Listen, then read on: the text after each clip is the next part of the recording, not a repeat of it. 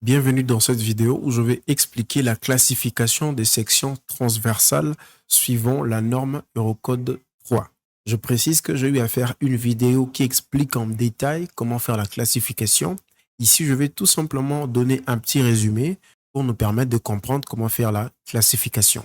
J'aimerais aussi préciser que la norme Eurocode 3 est aussi vaste. Elle est composée de 6 grandes parties. La première partie comprend 12 parties.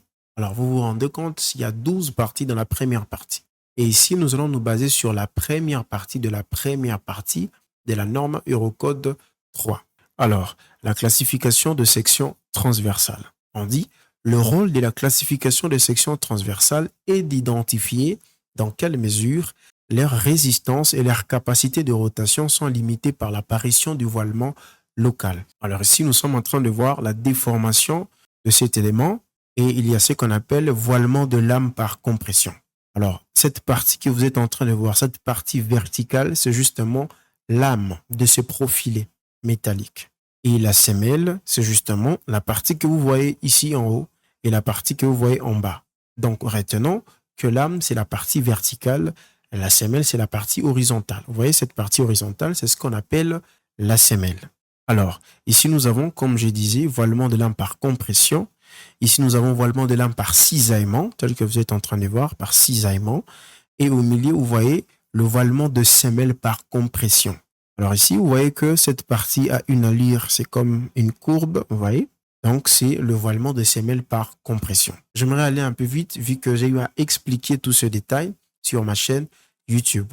Alors, ici, vous avez la classification. Nous avons la classe 1, 2, 3 et 4. La classe la plus défavorable, c'est la classe 4. Et la classe la plus favorable, c'est la classe 1. Si vous quittez de A vers 4, vous êtes en train de tendre vers les classes défavorables. Je peux passer.